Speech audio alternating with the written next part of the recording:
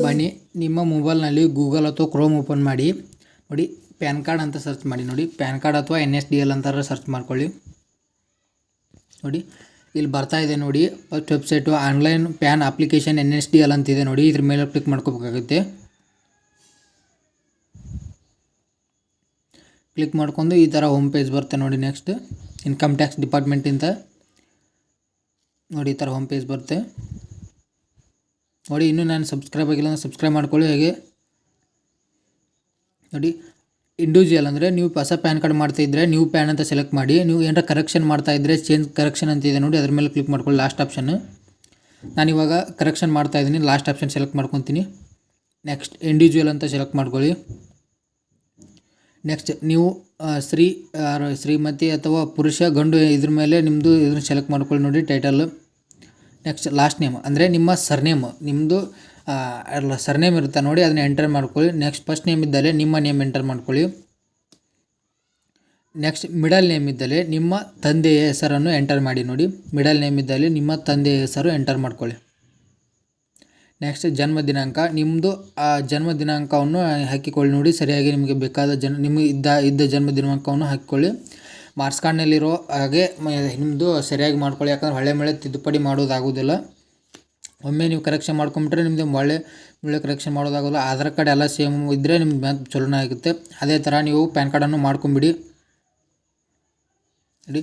Date of birth enter ಮಾಡ್ಕೊಳ್ಳಿ. Date of birth ಆದಮೇಲೆ ಇಲ್ಲಿ ಇಮೇಲ್ ಎಂಟರ್ ಮಾಡಬೇಕಾಗುತ್ತೆ ನೋಡಿ. ಇವಾಗ ಎಂಟರ್ ಮಾಡ್ತೀನಿ ನೋಡಿ.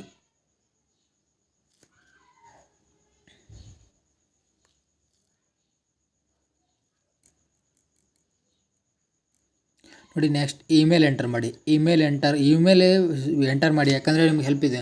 ಅದರಲ್ಲಿ ನಿಮ್ಮದು ಪ್ಯಾನ್ ಕಾರ್ಡ್ ಅಪ್ಲಿಕೇಶನ್ದು ಎಲ್ಲ ಇದು ಡೀಟೇಲ್ಸು ನಿಮಗೆ ಮೇಲ್ ಮಾಡ್ತಾರೆ ಅವರು. ನಿಮ್ಮದು ಪ್ಯಾನ್ ಕಾರ್ಡ್ ಸತ ಮೇಲ್ ಮಾಡ್ತಾರೆ ನೋಡಿ ಅವರು. ಡೂಪ್ಲಿಕೇಟ್ ಪ್ಯಾನ್ ಕಾರ್ಡ್ ಸತ ಮೇಲ್ ಮಾಡ್ತಾರೆ, ನೀವು ಡೌನ್ಲೋಡ್ ಮಾಡೋ ಅವಶ್ಯಕತೆಯೇ ಇಲ್ಲ. ನೆಕ್ಸ್ಟ್ ಇಲ್ಲೇ ನಿಮ್ಮ ಮೊಬೈಲ್ ನಂಬರನ್ನು ಎಂಟರ್ ಮಾಡ್ಕೊಳ್ಳಿ.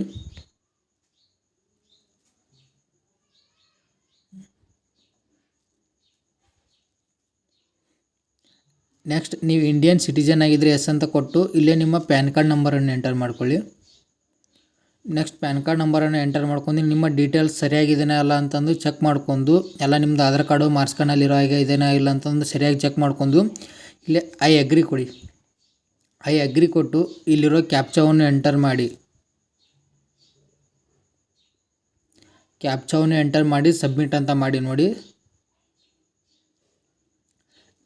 ಇಲ್ಲೇ ಟೋಕನ್ ನಂಬರ್ ಬರ್ತಾಯಿದೆ ನೋಡಿ. ಟೋಕನ್ ನಂಬರ್ ಇದನ್ನು ಕಾಪಿ ಮಾಡ್ಕೊಳ್ಳಿ. ನೀವು ಬೇಕಾದರೆ ಕಾಪಿ ಮಾಡ್ಕೊಳ್ಳಿಲ್ಲ ಅಂದರೆ ನಡೀತೈತಿಲ್ಲ, ನಿಮ್ಮ ಮೇಲಿಗೆ ಆಲ್ರೆಡಿ ಬಂದಿರುತ್ತೆ, ಅದು ಬೇಕಾದ್ರೆ ಅಲ್ಲಿದ್ರೆ ಸಿಗುತ್ತೆ ನೋಡಿ.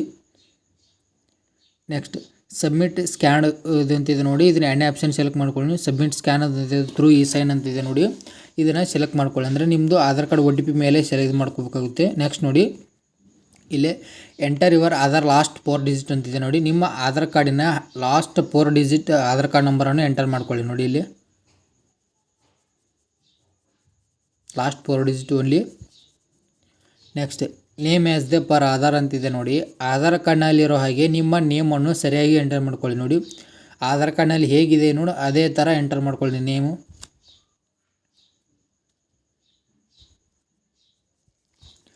ನೆಕ್ಸ್ಟ್ ಹಾಗೆ ಸ್ಕ್ರೋಲ್ ಮಾಡಿ. ನೀವು ಮೊಬೈಲ್ನಲ್ಲಿ ಡೆಸ್ಕ್ಟಾಪ್ ಆನ್ ಮಾಡ್ಕೊಂಡು ಹಾಕೋಬೋದು ನೋಡಿ ಅಪ್ಲಿಕೇಶನು. ನೆಕ್ಸ್ಟ್ ನೋಡಿ, ಇಲ್ಲೇ ಶ್ರೀಮತಿಗೆ ಇಲ್ಲಿ ನೋಡಿ ಜೆಂಡರ್ ಸೆಲೆಕ್ಟ್ ಮಾಡ್ಕೊಳ್ಳಿ, ಮೇಲ್ ಆರ್ ಫಿಮೇಲ್ ಅಂತ ಸೆಲೆಕ್ಟ್ ಮಾಡ್ಕೊಳ್ಳಿ.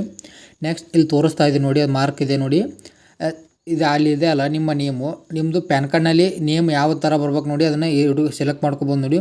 ನಿಮ್ಮ ತಂದೆ ಹೆಸರು ಬೇಡ ಅಂತಂದರೆ, ನಿಮ್ಮ ಮಾರ್ಕ್ಸ್ ಕಾರ್ಡ್ನಲ್ಲಿ ಇಲ್ಲ ಅಂತಂದರೆ ಅದನ್ನು ರಿಮೂವ್ ಮಾಡ್ಕೊಬೋದು, ಇದ್ದರೆ ಅಷ್ಟೇ ಬಿಡಿ ನೋಡಿ. ನೆಕ್ಸ್ಟ್ ಬಂದ್ಬಿಟ್ಟು ನೆಕ್ಸ್ಟ್ ಸ್ಟೆಪ್ಪು, ನಿಮ್ಮ ತಂದೆಯ ಇನ್ಫಾರ್ಮೇಷನ್ ಕೊಡಬೇಕಾಗುತ್ತೆ. ನಿಮ್ಮ ತಂದೆದಾಯ್ತು ತಾಯಿದಾರ ಆಯಿತು. ನಿಮ್ಮ ತಂದೆಯದು ಸರ್ನೇಮು, ಫಾದರ್ ನೇಮು, ಅವ್ರ ನೇಮು 3 ಎಂಟರ್ ಮಾಡ್ಕೊಳ್ಳಿ ನೋಡಿ. ಫಸ್ಟ್ ಅವ್ರ ಸರ್ನೇಮು, ನಿಮ್ಮ ಫಾದರ್ ನೇಮು, ನೆಕ್ಸ್ಟ್ ಅವ್ರ ಫಾದರ್ ನೇಮು, ನಿಮ್ಮ ತಂದೆಯ ಹೆಸರನ್ನು ಎಂಟರ್ ಮಾಡ್ಕೊಂಡು ನೆಕ್ಸ್ಟ್ ಮೇಲೆ ಕ್ಲಿಕ್ ಮಾಡಬೇಕಾಗುತ್ತೆ. ಯಾರ್ದಾದ್ರೂ ಒಬ್ರದ್ದೇ ಕೊಟ್ಟರೆ ಸಾಕು, ತಂದೆದು ಅಥವಾ ತಾಯಿದು ಅಥವಾ ಕೊಟ್ಟರೆ ಸಾಕು. ಯಾರ್ದಾದ್ರು ಒಬ್ರದ್ದು ಕೊಟ್ಟು ನೀವು ಸಬ್ಮಿಟ್ ಅಂತ ಮಾಡ್ಬೇಕಂತ, ಸಬ್ಮಿಟ್ ಅಥವಾ ನೆಕ್ಸ್ಟ್ ಅಂತ ಮಾಡಿ ನೋಡಿ. ನೆಕ್ಸ್ಟ್ ನಿಮ್ಮದು ಅಡ್ರೆಸ್ ಪ್ರೂಫ್ ಕೊಡಬೇಕಾಗುತ್ತೆ ನೋಡಿ. ಆಧಾರ್ ಕಾರ್ಡ್ನಲ್ಲಿ ಇರೋ ಹಾಗೆ ಅಡ್ರೆಸ್ಸನ್ನು ಕೊಡಿ, ಯಾಕಂದರೆ ಅವರು ನಿಮ್ಗೆ ಪ್ಯಾನ್ ಕಾರ್ಡು ಮನಿ ಕಳಿಸ್ಬೇಕಲ್ಲ, ಅದೇ ಥರ ಸರಿಯಾಗಿರೋ ಅಡ್ರೆಸ್ ಕೊಡಿ. ರೆಸಿಡೆನ್ಷಿಯಲ್ ಕೊಡಿರಿ, ಆಫೀಸಿಯಲ್ ಕೊಡಿ. ನಾನಿವಾಗ ರೆಸಿಡೆನ್ಷಿಯಲ್ ಕೊಡ್ತಾಯಿದ್ದೀನಿ.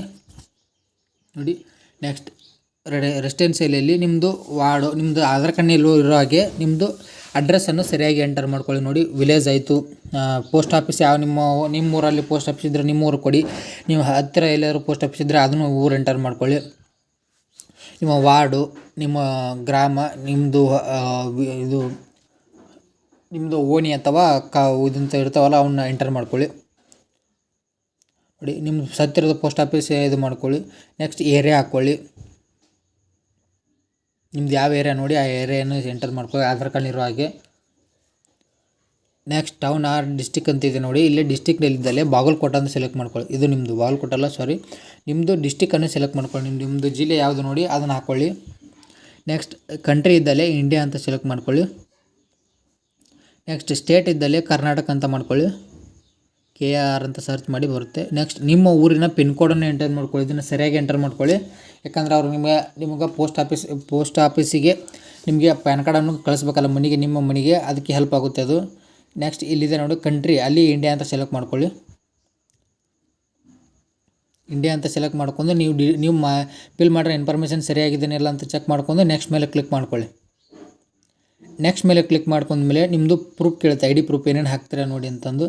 ಐಡೆಂಟಿಟಿ ಪ್ರೂಫಿಗೆ ಏನು ಕೊಡ್ತೀರಾ ನೋಡಿ, ಪ್ರೂಫ್ ಆಫ್ ಆಧಾರ್ ಅಡ್ರೆಸ್ಗೆ ಏನು ಕೊಡ್ತೀರಾ ನೋಡಿ, ಪ್ರೂಫ್ ಆಫ್ ಡೇಟ್ ಆಫ್ ಬರ್ತಿಗೆ ಏನು ಕೊಡ್ತೀರಾ, ಪ್ರೂಫ್ ಆಫ್ ಪ್ಯಾನ್ ಕಾರ್ಡ್. ನಮ್ಮದು ಕರೆಕ್ಷನ್ ಮಾಡ್ತಾ ಇದ್ದೀನಲ್ಲ, ಒಂದು ಹಳೆಯ ಪ್ಯಾನ್ ಕಾರ್ಡ್ ಇದ್ದರೆ ಕಾಪಿ ಇಲ್ಲದಿದ್ದರೆ ಒಂದು ಕಾಪಿ ಕೊಡ್ಬೋದು, ಇಲ್ಲಾಂದರೆ ನೋ ಅಂತ ಕೊಡ್ಬೋದು. ನಾನು ಎಲ್ಲದಕ್ಕೂ ಆಧಾರ್ ಕಾರ್ಡನ್ನು ಕೊಡ್ತಾಯಿದ್ದೀನಿ, ಅದಕ್ಕೆ ಎಲ್ಲ ಕಡೆ ಆಧಾರ್ ಅಂತ ಸೆಲೆಕ್ಟ್ ಮಾಡ್ಕೊಂಡಿದ್ದೀನಿ. ನೀವು ಮಾರ್ಕ್ಸ್ ಕಾರ್ಡ್ ಕೊಡ್ತಾಯಿದ್ರೆ ಮಾರ್ಕ್ಸ್ ಕಾರ್ಡ್ ಅಂತ ಸೆಲೆಕ್ಟ್ ಮಾಡ್ಕೊಳ್ಳಿ. ನೆಕ್ಸ್ಟ್ ಇದರಲ್ಲಿ ಹಿಮ್ಸೆಲ್ಫ್ ಅಂತ ಸೆಲೆಕ್ಟ್ ಮಾಡ್ಕೊಳ್ಳಿ. ನೆಕ್ಸ್ಟ್ 2 ಫೋಟೋ, ನಿಮ್ಮದು ಪ್ಲೇಸ್, ನಿಮ್ಮದು ಊರು, ನಿಮ್ಮ ಊರಿನ ಹೆಸರನ್ನು ಎಂಟರ್ ಮಾಡ್ಕೊಳ್ಳಿ.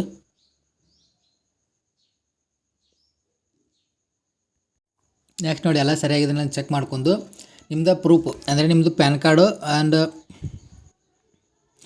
ಕಾರ್ಡು ನಿಮ್ಮದು ಸಿಗ್ನೇಚರ್ ಕೊಟ್ಟು ಕೆಳಗಡೆ ಡಾಕ್ಯುಮೆಂಟ್ಸನ್ನು ಅಪ್ಲೋಡ್ ಮಾಡ್ಕೊಂಡು ಸಬ್ಮಿಟ್ ಮಾಡಬೇಕಾಗುತ್ತೆ. ನೋಡಿ, ನಿಮ್ಮದು ಫೋಟೋ ಅದು 50 ಫೋಟೋ 50 MB ಕಡಿಮೆ ಇರಬೇಕು.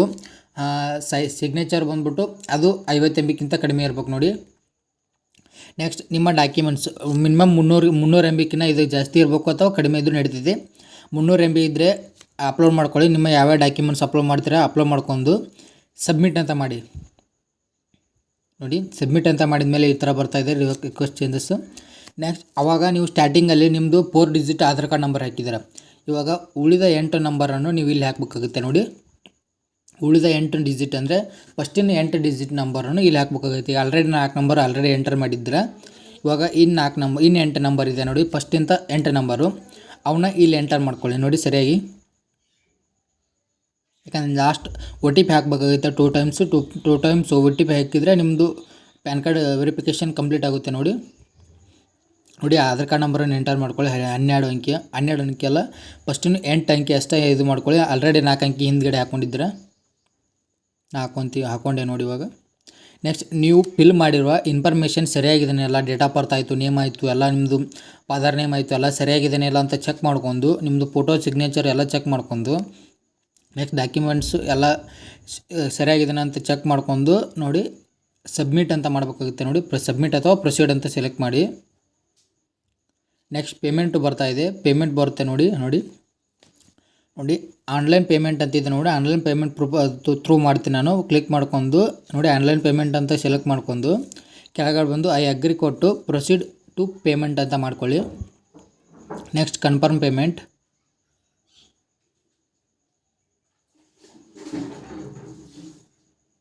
ನೋಡಿ, ನಾನು ಇದರಲ್ಲಿ UPI ಕೊಟ್ಟು ಪೇಮೆಂಟ್ ಮಾಡ್ತೀನಿ. ನೋಡಿ, ಇವಾಗ ನಿಮ್ಮದು ಫೋನ್ಪೇ UPI ಕೊಟ್ಟು ಪ್ರೊಸೀಡ್ ಮೇಲೆ ಕ್ಲಿಕ್ ಮಾಡ್ಕೊಂಡ್ರೆ ಆಯಿತು. ಅವ್ರಿಗೆ ಟೈಮಿಂಗ್ ಸೆಂಡ್ ಆಗುತ್ತೆ. ಈ ಥರ ಸೆಂಡ್ ಆದಮೇಲೆ ಅವರು ನಿಮಗೆ ಪೇಮೆಂಟ್ ರಿಕ್ವೆಸ್ಟ್ ಬಂದಿರ್ತೈತೆ. ಫೋನ್ಪೇ ಓಪನ್ ಮಾಡಿದರೆ ನೀವು ಹೋಗಿ ಪೇಮೆಂಟ್ ಮಾಡ್ಕೋಬೋದು. ಪೇಮೆಂಟ್ ಮಾಡಿದ ನಂತರ ಈ ಥರ ನೆಕ್ಸ್ಟ್ ಸಕ್ಸಸ್ಫುಲಿ ತೋರಿಸ್ತಾಯಿದೆ ನೋಡಿ. ತೋರಿಸ್ತೀನಿ ಇವಾಗ. ನೋಡಿ, ವೇಟಿಂಗ್ ಫಾರ್ ಅಂತ ಇದೆ ನೋಡಿ. ಅಲ್ಲಿ ಪೇಮೆಂಟ್ ಡನ್ ಆದಮೇಲೆ ಈ ಥರ ಬರುತ್ತೆ ನೋಡಿ.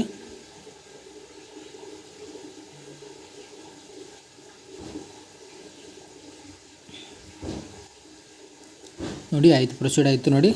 ಪೇಮೆಂಟ್ ರೆಸಿಪ್ಟ್ ಇದೆ ನೋಡಿ. ಪೇಮೆಂಟ್ ಸಕ್ಸಸ್ಫುಲಿ ಆಯಿತು. ನಂದು 106 ರೂಪಾಯಿ 90 ಪೈಸೆ ಸಕ್ಸಸ್ಫುಲಿ ಆಯಿತು ನೋಡಿ. Next continue.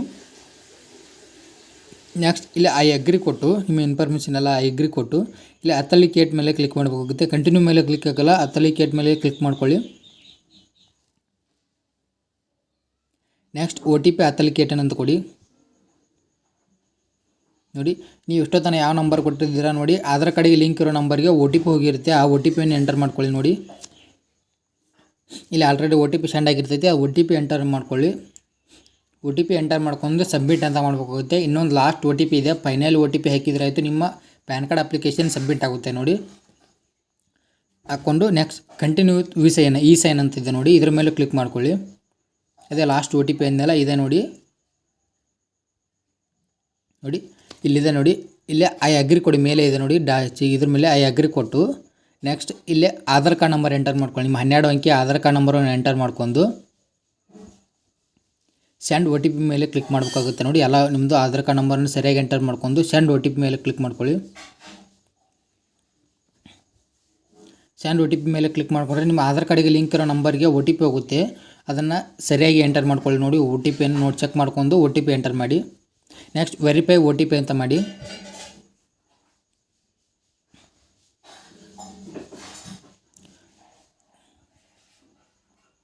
ನೋಡಿ ನೆಕ್ಸ್ಟ್ ಈ ಥರ ಬಂದರೆ ನೋಡಿ ಎಕ್ನಾಲಜ್ಮೆಂಟ್ ಡೌನ್ಲೋಡ್ ಆದರೆ ಆಯಿತು, ನಿಮ್ಮದು PAN card application successfully submit ಆದಾಗೆ. ನೋಡಿ ನಿಮ್ದು ಯಾವುದೇ ಮತ್ತು ಏನು ಪ್ರಾಬ್ಲಮ್ ಇಲ್ಲ, ಸಕ್ಸಸ್ಫುಲಿ ಸಬ್ಮಿಟ್ ಆದಾಗೆ. ನೆಕ್ಸ್ಟ್ ನೀವು ಏನು ಮಾಡ್ಬೇಕಂತಂದರೆ ನಿಮ್ಮದು ನಿಮ್ಮ ಮೇಲಿಗೆ ಆಲ್ರೆಡಿ ಬಂದಿರ್ತೈತೆ, ವಿತಿನ್ 2 ಡೇಸ್ನಲ್ಲಿ ನಿಮಗೆ ಪ್ಯಾನ್ ಕಾರ್ಡ್ ರಿಸೀವ್ ಆಗುತ್ತೆ. ನೋಡಿ 2 or 3 ಡೇಸ್ನಲ್ಲಿ ನೋಡಿ ನೀವು ಮನೆಯಲ್ಲೇ ಕುಳಿತು ಪ್ಯಾನ್ ಕಾರ್ಡಿಗೆ ಅಪ್ಲೈ ಮಾಡ್ಕೋಬೋದು. ನೋಡಿ ನಿಮ್ಮ ಮೊಬೈಲ್ ಫೋನ್ ಮುಖಾಂತರ ಬರೀ ಇದಕ್ಕೆ 106 ರೂಪಾಯಿ 90 ಪೈಸೆ ಅಷ್ಟೇ ಖರ್ಚಾಗುತ್ತೆ. ನೋಡಿ